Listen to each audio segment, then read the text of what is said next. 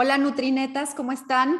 Hola Hola, también. muy bien, ¿y ustedes? Hola. Bien, también. Hola a todos los que nos siguen en redes sociales, a través de Instagram, los que nos ven a través de YouTube, nos escuchan a través de Spotify o las diferentes plataformas de podcast.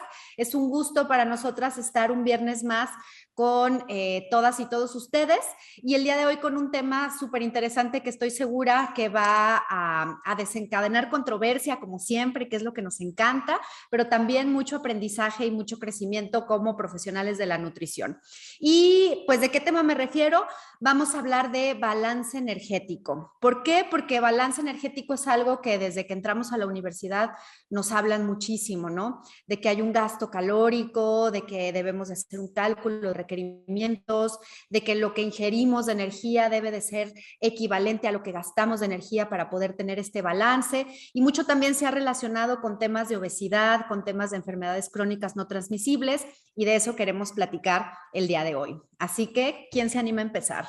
Pues yo nada más quisiera, yo diría que balance de energía, la obesidad, ¿no? La definición simple de obesidad es el balance de energía positivo, ¿no?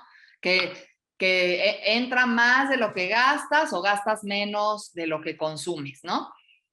Y esto ha generado muchísima controversia en épocas actuales porque hay muchísimos factores involucrados en una patología como la obesidad. Y aunque al fin y al cabo la definición que podría decir primaria, sí es balance positivo de energía, no es tan sencillo como decir que lo que comes y lo que gastas, ¿no? Y eso creo que es importante ponerlo sobre la mesa.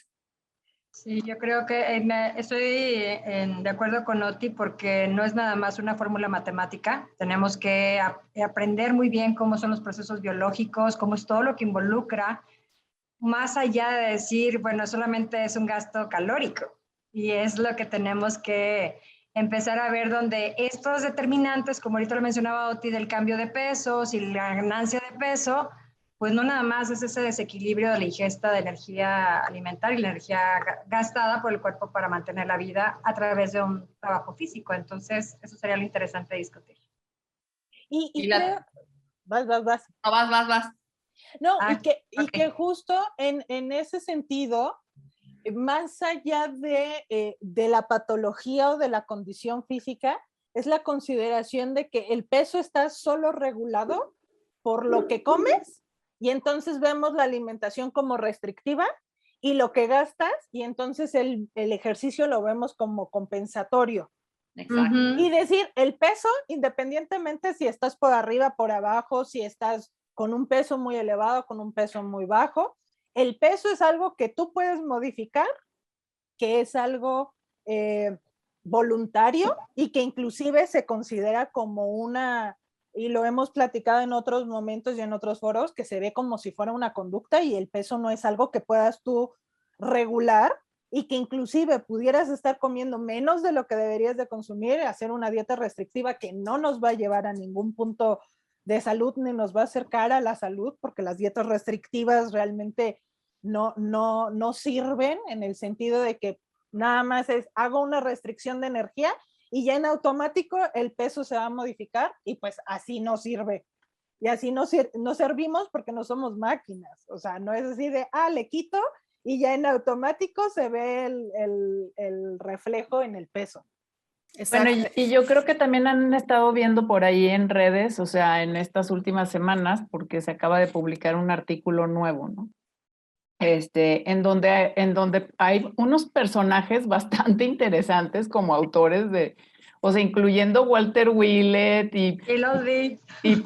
o sea, escrito por David Ludwig, que siempre ha sido medio controversial, o sea, Muy como primer autor. Sí, Sí. es muy controversial. Y gente como Gary Taubes también, que son más bien periodistas que se han dedicado como mucho a hablar de estos temas, pero ya cuando empiezas a ver así como que Walter Willett también escribe sobre esto, y es hablar sobre el modelo de insulina, hidratos de carbono, como la perspectiva, ¿no?, fisiológica de la pandemia de la obesidad. Entonces ya las dejo ustedes metabólicas a que hablen de eso, y luego yo ya me regreso a hablar como de toda la historia, porque tiene una historia que nace desde los 30, o sea. Es que a O mí me aviéntate la parece- historia, Claudia. No, parece denle a la teoría y luego me regreso a la historia. Me parece muy interesante, pero después de reflexionar, leyendo, porque aparte hay mucha controversia y muchísima gente le tira muchísimo al modelo también insulina, carbohidrato, le tiran durísimo porque se les hace también simplista y la verdad es que se me hace otra vez caer en simplismos, o sea, balance de energía es simplismo, o sea, el decir que energy in, energy out, o energía que entra, energía, o sea, es simplista. Y la balanza. Y también, pero por otro lado viene esta pregunta, para decir eso simplista es, ¿todas las calorías son iguales? Y entonces ahí es como que de ahí parte, ¿no? No todas las calorías son iguales, no es lo mismo comer energía de unos nutrimentos que de otros, porque entonces el consumo de energía pues tiene que ver con cómo lo absorbes, cómo lo utilizas, cómo lo metabolizas, y entonces dependiendo qué nutrimento tienes, cuál favoreces la utilización, pero también depende de muchísimos otros factores. No solamente, ellos se van a esta explicación muy bonita porque explican muy a fondo varias hipótesis en donde dicen que hidratos de carbono de alto índice glucémico, o sea, carga glucémica, dietas de alta carga glucémica. ¿Qué quiere decir? Dos factores. Con mucho carbohidrato y de alto índice glucémico. O sea, es la combinación del índice glucémico con la cantidad de hidratos de carbono. Es una carga, que es algo que modifica la glucemia postprandial y que promueve picos de insulina. Entonces, al promover picos de insulina, ya entonces todo es sobre el rol de la insulina en la acreción de masa grasa, en alteraciones hormonales. Que no llega energía al es músculo. endocrino. Se vuelve endocrina su definición, muy bonito, pero es solo endocrino. Y eso es lo que yo no me gusta mucho, ¿no? Porque ellos hablan de que, bueno, se puede modificar la homeostasis de energía a través de la insulina. Sí, pero a través de muchas otras cosas, yo diría. O sea, por ejemplo, la relación intestino-cerebro, que es fundamental, y esa no se considera. O sea, ellos hablan del efecto nada más de la carga glucémica sobre ciertas hormonas que se secretan en intestino, ¿no? Incretina, GLP-1, que tienen que ver con... El inhibitorio gástrico también. Ajá, ¿no? El péptido inhibitorio gástrico, que es el GIP, están en el intestino y sabemos que la carga glucémica los afecta. Y estos tienen relaciones en estudios diversos sobre pérdida de peso, GLP-1, ¿no? GIP y secreción de incretina tienen que ver con secreción de insulina. Entonces, todo está derivado hacia la insulina. Y ellos dicen que es muy interesante porque también es cierto que cuando tú comes pues un platillo o una comida con alta carga glucémica, muchos carbohidratos y de alta densidad energética. ¿Qué podremos decir? Donas, papas a la francesa, no sé, ¿no? Bebidas azucaradas. Bebidas azucaradas, ¿no? Harinas refinadas de estos pan blanco, blanco, blanco. Entonces, lo que va a suceder es que va a haber un pico muy alto de insulina que en 3 a 5 horas después te va a bajar muy rápido la glucosa. Y entonces te da esta hipoglucemia o glucosa baja transitoria, transitoria, que eso dispara ganas de comer antes, tiempo de comida antes, hambre antes y más comida o más consumo de energía en la siguiente comida.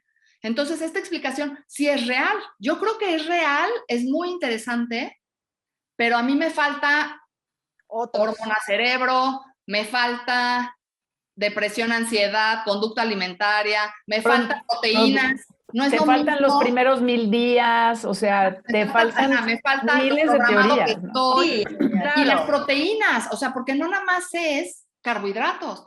Yo creo, y no sé, no tengo el estudio a la mano, pero el dar una dieta, o sea, que alguien coma alta carga glucémica con proteínas y fibra, va a tener diferente efecto a alta carga glucémica sin proteínas y sin fibra.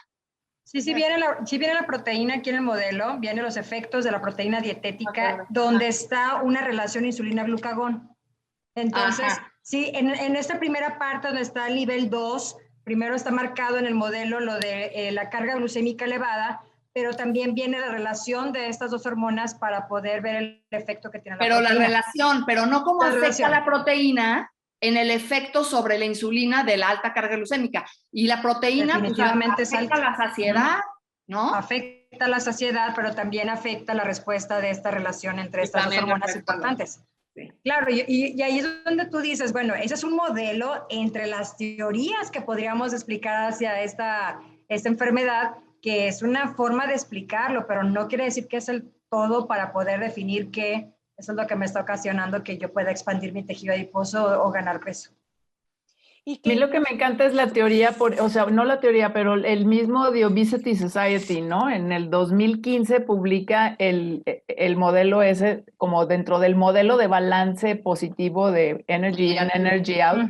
Todos los factores que contribuyen, pues, al depósito de energía. Eso es que son, o sea, es una cosa es gigante. Es gigante ¿no? 111 variables y más de 300 interacciones. Entonces no podemos... O sea, si dices, imposibles de estudiar, imposibles de estudiar. Dices, son 300 interacciones, no puedes decir que A y B es igual a todo el resultado para la ganancia de peso de todas las personas. Entonces, pero fíjense qué interesante. Esta complejidad también implica una mirada diferente. Pero fíjense qué interesante. O sea, en 1930, un cuate que se llama Newberg, pues, fue como el primero, dicen que es interesante la historia del balance energético, porque finalmente ha sido como la teoría de la obesidad, digamos, que más que más ha aguantado pues tantos años, porque él en ese momento descubre, o sea, bueno, hace un statement, ¿no? Y dice, aquellas personas que ganan peso o que son obesas es porque o comen más o hacen menos ejercicios, pero también hay un grupo, o sea, un segundo grupo de personas que tienen mayor adiposidad, pero que no está relacionada con dieta y que están causadas por desorden metabólico constitucional. Y entonces, a partir de ahí, o sea, como que lo que pasa es que agarran sus estudios, un artículo y se empiezan a publicar como que le hacen todo el énfasis a ser glotón, ¿no? O sea, y se quedó, y háganse cuenta como que si la segunda parte de la historia se borrara, o sea. Pero en realidad la parte de la adiposidad y sistema endocrino estaba desde años, estamos hablando desde los 30, ¿no? Luego había también como todo un grupo de alemanes que investigaban como toda el área de la acumulación de grasa, y cuando la ciencia se cambia, por ejemplo, ya a una especie de mayor lenguaje en inglés, en los 50s o 60s, o sea, en donde el inglés como que, ¿no? Es el lenguaje pues de la ciencia en lugar del alemán, otra vez se vuelve a perder la misma historia y se sigue quedando, digamos, el paradigma del balance energético.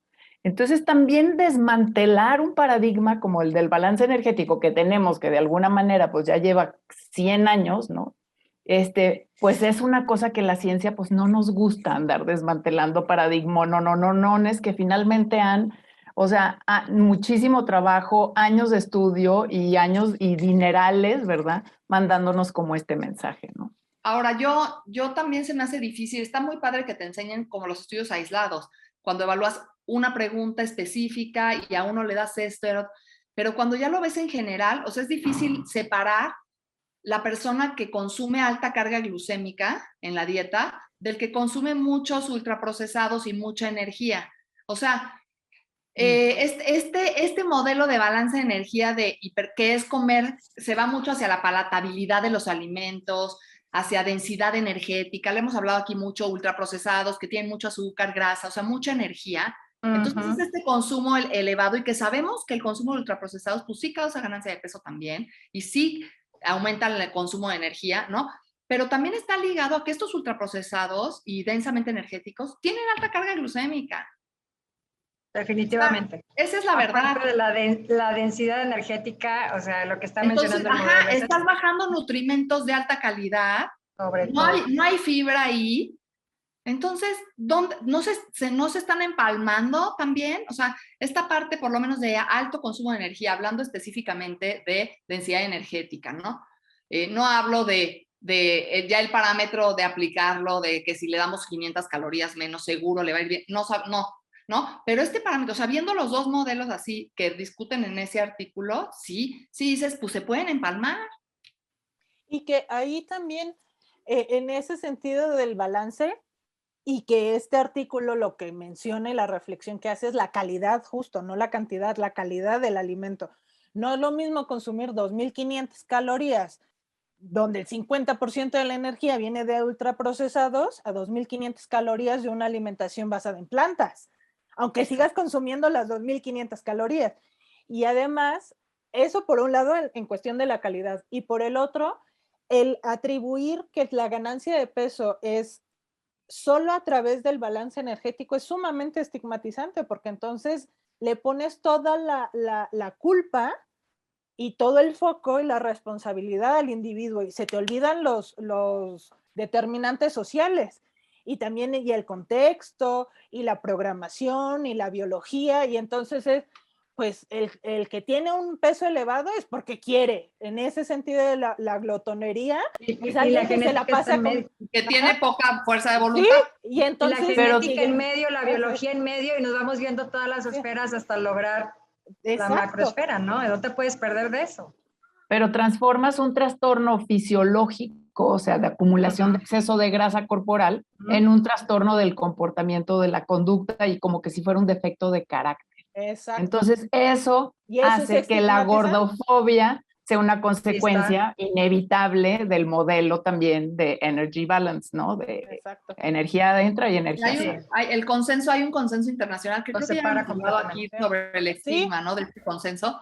Y ahí dice, pero claramente, evitar a todos los profesionales de la salud y nutriólogos mucho, yo diría, evitar hacer referencia o utilizar o creer este modelo de energía adentro y de energía afuera. Sí. Tienes que quitarte esa creencia para quitarte sesgos en el peso y también discriminaciones o cosas implícitas, ¿no?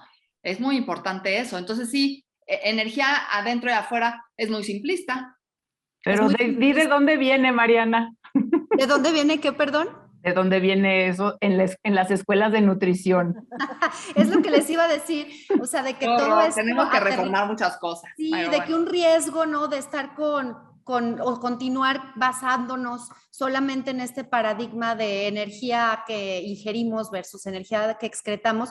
Creo que aquí el riesgo es que podemos, así como el concepto es muy reduccionista, nuestras intervenciones pueden ser también muy simplistas, ¿no?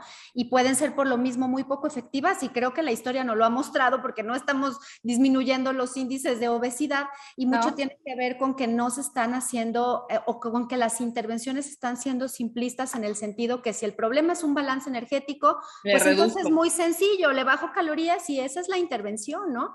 Cuando la intervención debería de ser algo mucho más integral. Y aquí lo que decía Claudia, que es un tic que yo tengo, es en la parte de las fórmulas, ¿no? Para el gasto energético, que este es otro tema, ¿no?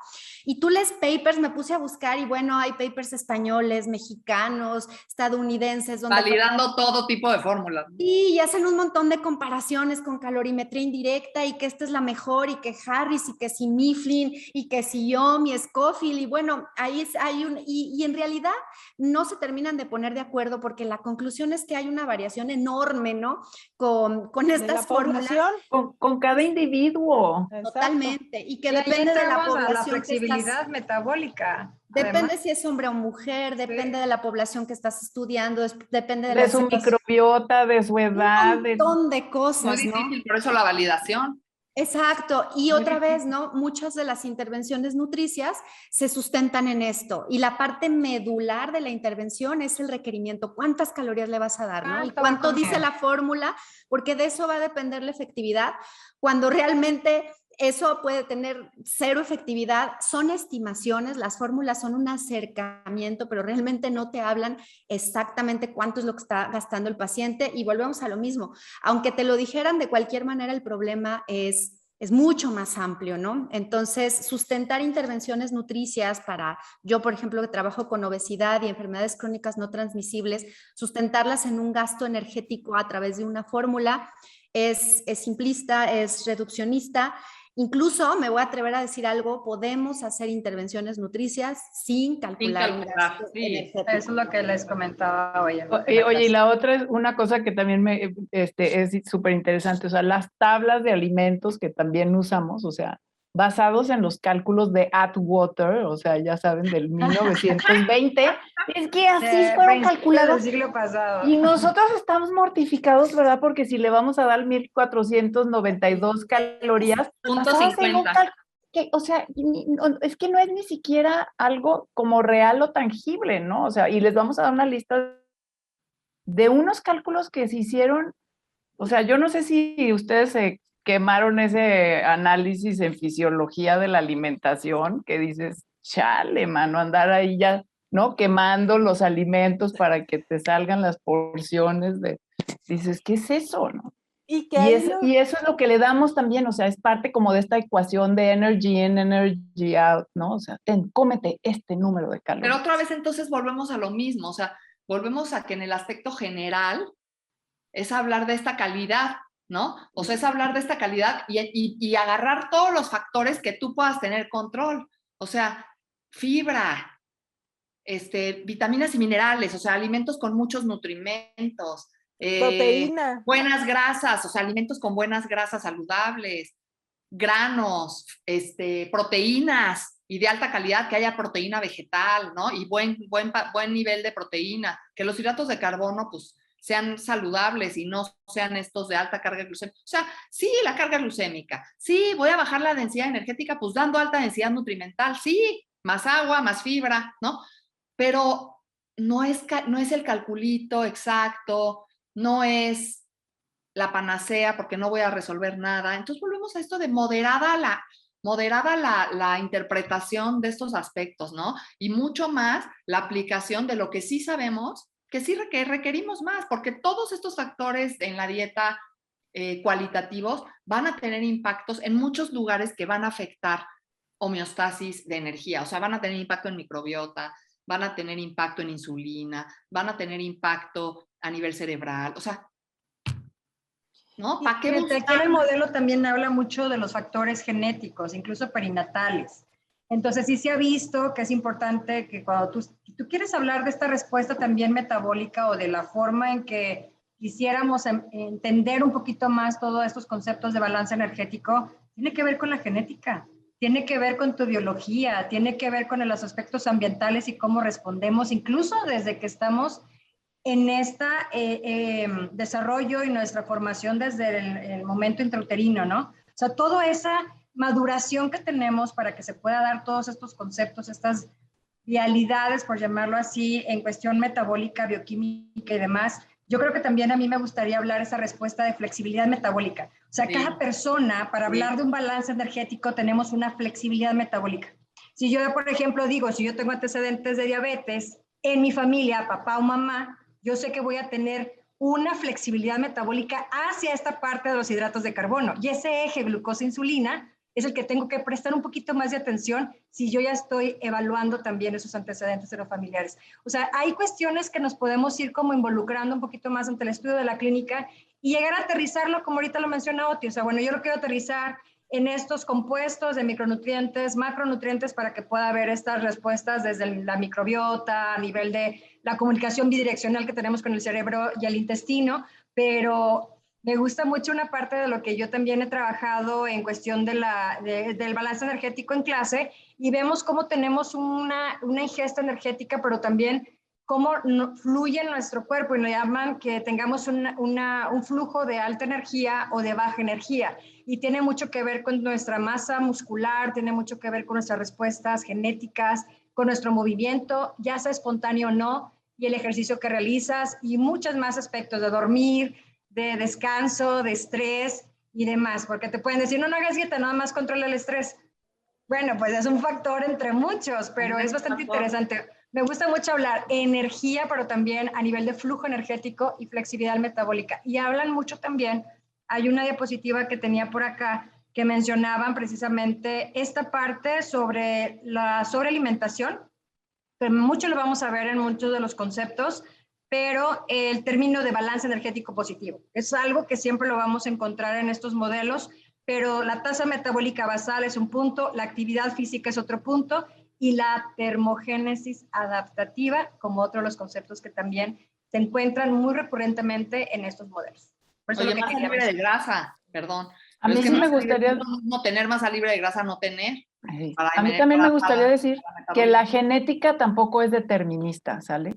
No, no es Porque, determinista, o sea, es parte de, no, para Pero poder sí, explicarnos sí la un poquito tenemos, más de los pero modelos. asusta Pero hay que mucho. hablar genética y epigenética. Por eso existe Pero la son los dos, epigenética. exacto. Porque Así les es. modifico mis Hay que hablar de genes la parte ambiente. del medio ambiente, o sea, porque finalmente, o sea, la genética no ha cambiado tanto en los últimos años como para decir que son problemas de genética los que nos han llevado a tener mayores números de obesidad. Está dentro del concepto, está dentro, Sí, pero no lo podemos pero separar. no lo puedes decir porque también cuando muchas veces decimos, ok, claro que lo tenemos que considerar, pero finalmente, o sea, nuestro problema más grande pues ha sido el medio ambiente, porque si Y tú es el dices medio ambiente. genética, Ujú. entonces yo digo, ay, no, pues que al cabo que No por puedo hacer genética nada, no puedo yo hacer ya no hago Es nada, que no entonces se lo vuelve estamos muy hablando por sí determinista. solo. Lo estamos mencionando que está dentro del modelo y que no lo podemos separar. O sea, también está, nuestros genes están realmente expresando de acuerdo al estímulo que tenemos del medio ambiente. Exacto. Eso es algo Sí, claro, pero eso no lo me estoy queda claro, separando, pero estoy es... refiriéndome una explicación que también podemos considerar de acuerdo a nuestras respuestas metabólicas. Sí, ser Ahora. consciente de la historia que traemos. Claro, Así es. y esa es Ahora, parte varias- de la respuesta. Muchos han comentado de la nutrición temprana, ¿no? O la nutrición perinatal y que cada vez ha cobrado mucha fuerza. ¿Y qué hacemos nosotros con esa información? Nada. ¿Quién explora cómo fue el embarazo de su madre? Nadie. ¿Cuál es el tamaño al nacimiento? ¿Por ¿Recibió qué vía lactancia nació? materna o no recibió lactancia materna? ¿Por qué había nacido? Porque entonces ahí sí tenemos un periodo de mucha plasticidad, en donde sí te puede marcar, porque ya no es tan reversible. Hay tanto cambio epigenético en esa etapa que ya te marcó para ciertas cosas. La lactancia materna, la leche materna que tiene lleno de sustancias bioactivas y que cambia la saciedad, o sea, El parto vaginal, modifica la microbiota. los factores de saciedad, de apetito posterior, la preferencia a la alimentación, o sea, muchas cosas que tampoco es tan fácil ahorita decir, bueno, ya de adulto o de joven, pues lo podemos revertir. Eso no se revierte. Por eso en la etapa temprana, estos cambios que afectan genes y adaptaciones metabólicas, cerebrales, etcétera, se quedan. Entonces, Claro. tendríamos que hablar entonces de ver también el pasado de esa es una intervención más holística, contemplar qué ha vivido esa persona, cómo era la alimentación en su familia, ¿no? Porque siempre es nada más como hoy. Ajá. ¿Cuánto Recordatorio comes y 24 cuánto gastas? ¿Cuántos kilos eres y qué comiste ayer? Recordatorio 24 horas. No, eso me ha tocado y es bien fascinante hablar de la historia de la persona. Súper fascinante Eso es mucho aprender de de eso. nutrición funcional se hace eso. Sí. En medicina funcional se hace mucho esta holística de una historia. Hacen una matriz que le llaman desde que nace el sujeto. Exacto. ¿Cuántos antibióticos has tenido expuestos? ¿Cuántos? Y entonces entonces conoces realmente a la persona más allá de una antropometría, Olga. Totalmente de acuerdo. Entonces, otro la tipo de historia de la persona te lleva a comprender la situación que está viviendo en ese momento. Y que la historia no es nada más la historia dietética. Y no es de peso tampoco. No es la historia de peso. Exacto. No. ¿Cómo te relacionas? Es de enfermedades, es de familia. Y uno de los problemas que hay con este tipo de modelos reduccionistas es que nada más se evalúa, por ejemplo, una persona perdió peso porque se hizo una reducción de energía. Ok, pero ¿qué tal si mejoró su calidad de sueño, si aumentó su actividad física, si cambió la calidad del alimento? Entonces, eso no importa. No. Nada más me centro a que como ya le hice una reducción de calorías, eso fue lo que sirvió. Y no, lo que sirvió fue todo lo demás. Entonces, es que atribuirle a la obesidad a comer en exceso es tan significativo como explicar el alcoholismo como que si se fuera atribuido a beber en exceso. Exactamente. Y no, o sea, el alcoholismo no es vivir en exceso y la obesidad no es comer en exceso. Muy bien, eso me gusta. Esa analogía está padrísima. Que ahí es el peso en general, o sea, porque es el peso abajo y el peso arriba y el peso normal o el normopeso, el peso normativo que lo consideramos. No es algo que dependa ni solo de manera exclusiva de la persona, ni es algo que se pueda modificar a través de una intervención, porque nosotros podríamos estar dándole el mismo plan de alimentación con la misma cantidad de calorías y la A una misma persona cantidad de y a otra. actividad física a una persona y a otra y vamos a encontrar resultados diferentes.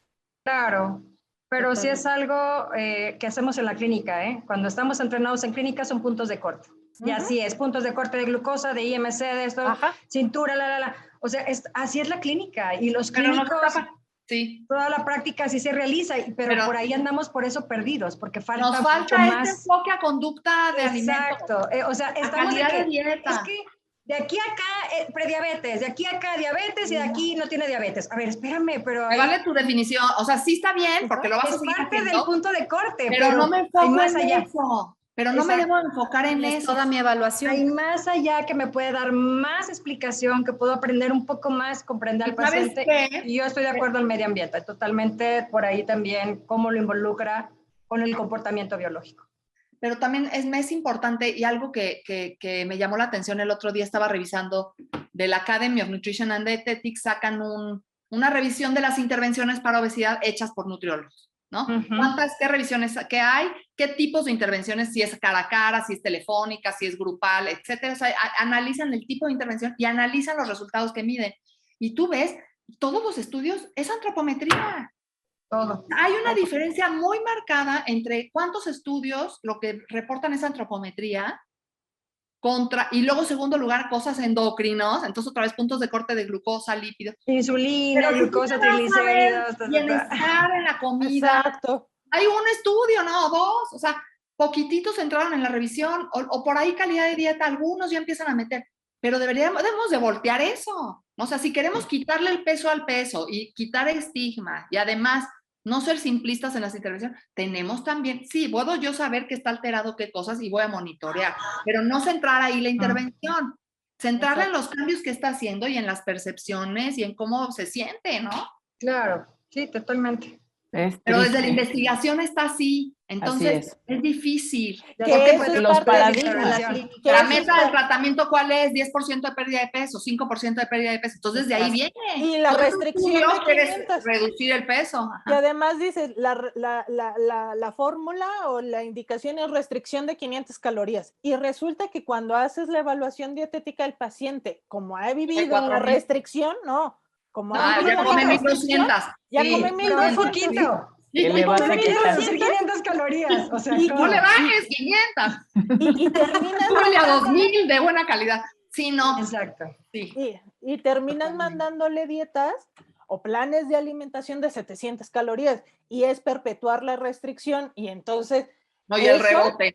Perpetuar el rebote. Y además, imagínate la situación de hambre en la que está, porque además nos hemos sentido una negación a sentir hambre, que ya lo hablaremos en otro programa, pero el hecho de decir, no, es que para bajar de peso, tengo que matarme de hambre, porque entonces es lo que me va a ayudar a perder peso. Entonces estamos teniendo una pésima relación con la alimentación y con nuestra profesión. Y perpetuando todo, la ansiedad, depresión, etcétera. Perdón, es que todo es restricción calórica y restricción calórica es un estrés biológico. Exacto. O sea, ya de ahí nos sentimos ya, el hecho de decir estoy a dieta, ya estamos así con ese estrés. Bien. Y por eso la semana que entra vamos a hablar de... pero las netas. Las netas y alimentación. Las netas, así Claudia, las netas. Las netas. Oye, desde la semana pasada ando, las netas. Bueno, yo, con lo que dices, perdón, vas Mariana. No, adelante, no, les iba a decir si una sola neta o cada quien su neta. Pues tú vas a dar una que valga por las 5, vas. Ándale, va. La neta no, vas. La neta no. Ándale, ¿no? Yo me quedo con esta que me gustó. Sí, a mí me gustó mucho eso, ¿no? O sea, atribuir a la obesidad a comer en exceso es como tan significativo como tratar de explicar el alcoholismo atribuyéndolo a beber en exceso. O sea, no tiene absolutamente ningún sentido. Y mi paréntesis ahí, o mi neta cultural, es que vean la película de Otra Ronda, porque está excelentemente esto del alcoholismo, me encantó, véanla, Netflix. Pero perfecto. Bueno, no Otra ronda. Otra ronda, sí. Fue ganadora del Oscar, ¿no? Sí, ganadora del Oscar, danesa, buenísima. Lo atractivo y lo peligroso del alcohol, ahí lo van a ver. Hay que verla y yo creo que sí es importante recordar que existen múltiples factores que lo afectan. Hay muchas actuaciones que deben estar interconectadas. Hoy hablamos algunas de ellas, desde la ingesta calórica, la restricción calórica, el control del índice glucémico, de qué están compuestos los alimentos, los hábitos, el estilo de vida, pero esto es mucho más allá a solamente considerar uno solo. Y el balance energético es sencillamente un paradigma, ¿no? Es una fórmula y es una respuesta Es como una lo vemos a nivel realidad. clínico. Es Así una realidad porque tienes más almacén de energía, pero X, no me dice nada. Así No es. me dicen nada, es solamente Es una una forma definición, representativa, pero- esquemática. Exacto. Y por eso Representativa mi esquemática. neta es que las fórmulas de gasto calórico no son o no deberían de ser ni la decisión final ni la parte medular de mi intervención Ujú. nutricional. No, definitivo. Así es. Y que el peso en general no es una conducta, no es algo que podamos manejar de manera simplista, que es súper complejo y que dentro de esta complejidad también debemos de ser respetuosos. Si vamos a estar en la consulta, abordar de manera respetuosa el peso, porque no sabemos toda la historia que trae atrás la persona Así y el es. daño o el impacto que pueden tener nuestras acciones o nuestras palabras.